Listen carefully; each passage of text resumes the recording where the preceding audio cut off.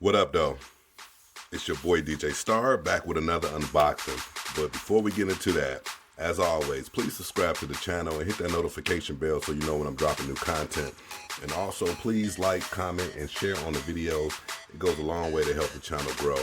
And I'm trying to get the subscriber base up the best I can by bringing you dope content, some stuff you may or may not see, and my personal take on these shoes. So with that being said, as you see, we have an old school Nike box, orange with the Nike swoosh on it. Side, just an all red box, really kind of red orange, but that's about it. And we'll read the size tag right here. And as you can see, that says Nike Dunk High Retro, white, vast gray white. And the size is 8.5. And this is not a personal pair, obviously. And the USD was $110, and with tax it was like 118 or something like that. So it was only like $8 in tax or something like that. So without further delay, let's get into the shoe. And here we have it. This retro just released today. Today is February the 18th, 2021, and it is a Nike Dunk High. So this is really this is my second review on a Nike Dunk, but the other one was a low, but this is my first review on a high.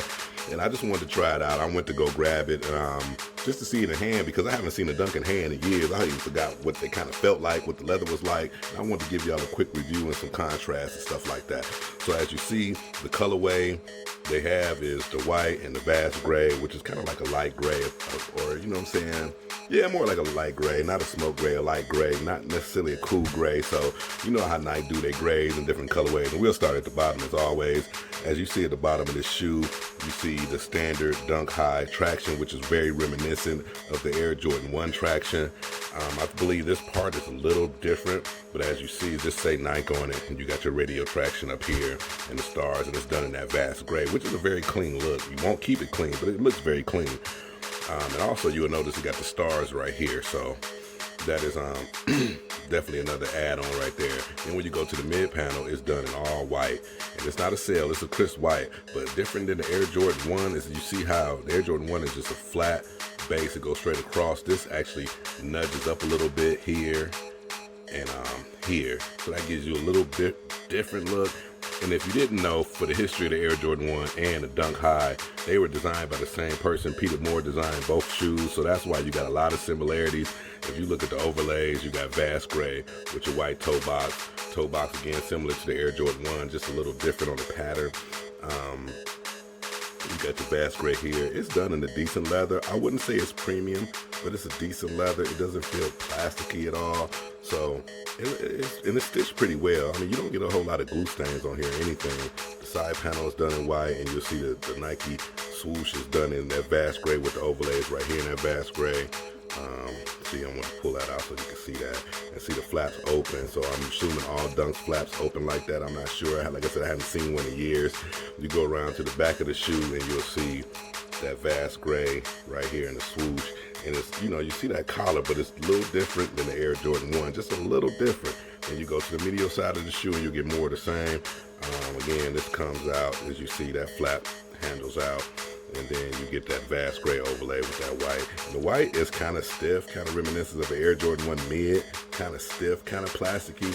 I can't really tell if that's leather or not. It feels like a synthetic, and I have to believe and say, yeah, it is a synthetic. But the overlays are done in a decent leather. And then you get overlays over here done in that vast gray. You go up the tongue. I can't really say the tongue is any higher, but it's not as plush and puffy as the Air Jordan 1 tongue. But you do have Nike Air right here, vast gray shoelaces, no 3M anything else, flat laces at that. That's pretty much it. You go into the inside, you'll see it says Nike, no Air, but just Nike. And decent pattern in the collar line, real decent pattern in the collar line. I don't want to pull that out, but let me see if we can even get a video. Quick shout out to the size runner. You probably can't see that with my finger in the way. Even though maybe if I can get a little closer. It looked like it was 7/15/20 to 9/9/20. So most of these shoes I've been noticing over the last couple of reviews on boxes I've been doing, a lot of them was created within 2 months. So the size runs is really pretty small. In the store I got this from, they only had one size run. And you see it's been sitting somewhere since, what is that, September last year. So that's the 9th month. We going into the 3rd month. So I mean, that's almost five months sitting on the shelf somewhere.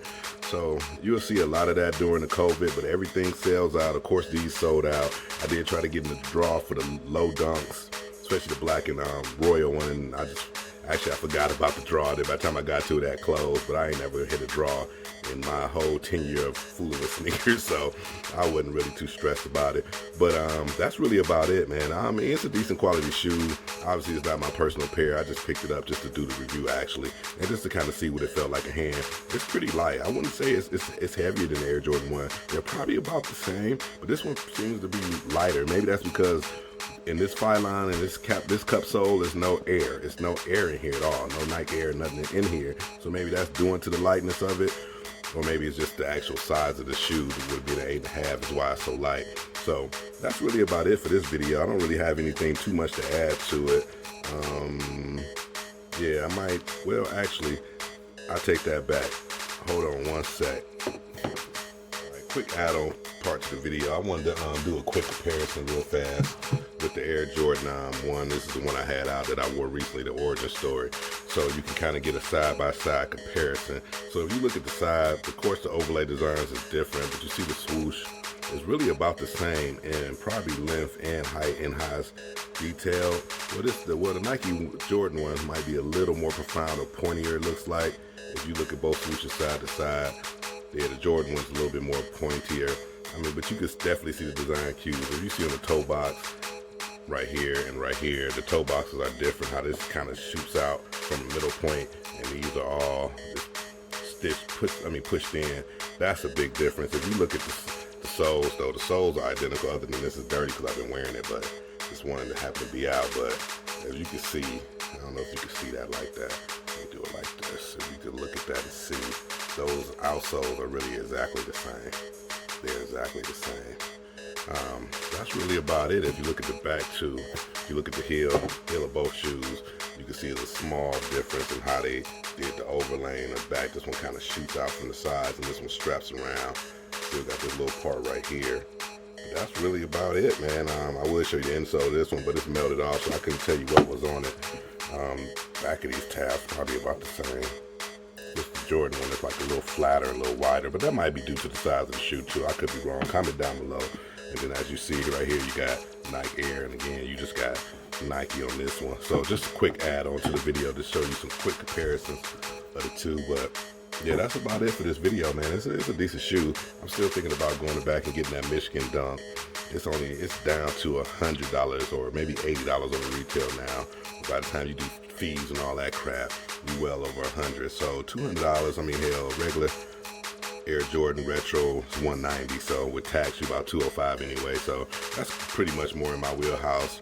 So I'm thinking about going back and getting them. So I kind of just wanted to see one of these in hands for the first time in years, and I mean, it didn't disappoint. I mean, if this was my size, I don't know if I would keep it because I already got the Air Jordan 1 Co.Jp Tokyo, and that video will be linked in the description too.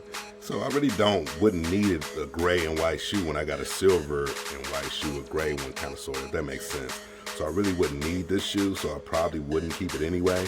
But Michigan one, I don't have anything like that, especially in the Air Jordan 1 style, so I will keep that. So with that being said, make sure you subscribe to my channel, hit that notification bell so you know when I'm dropping new content, and please drop a comment, definitely hit a like, share the videos. It goes a long way to help your boy to keep doing what he's doing. So with that being said, love, peace, and prosperity. I'm gone.